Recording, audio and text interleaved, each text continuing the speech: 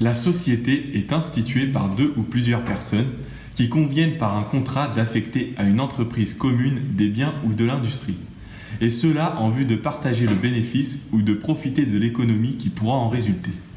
Elle peut être instituée, dans le cas prévu par la loi, par l'acte de volonté d'une seule personne. Les associés s'engagent également à contribuer aux pertes.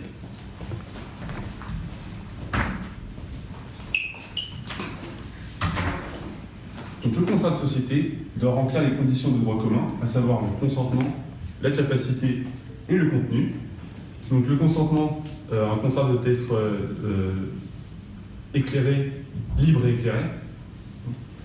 Et donc libre, c'est-à-dire que la personne ne doit pas être forcée à contracter, et éclairée, elle a connaissance de toutes les informations relatives au contrat. La capacité juridique, donc les personnes capables de contracter dans un contrat de société sont les majeurs non protégés et quelques majeurs protégés, et les mineurs émancipés.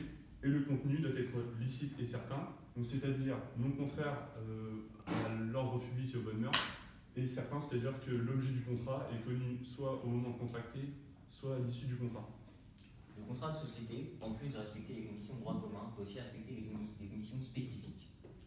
Les personnes, dans le contrat de société, peuvent s'associer de manière intuitu personnelle, c'est-à-dire en considération de l'autre personne.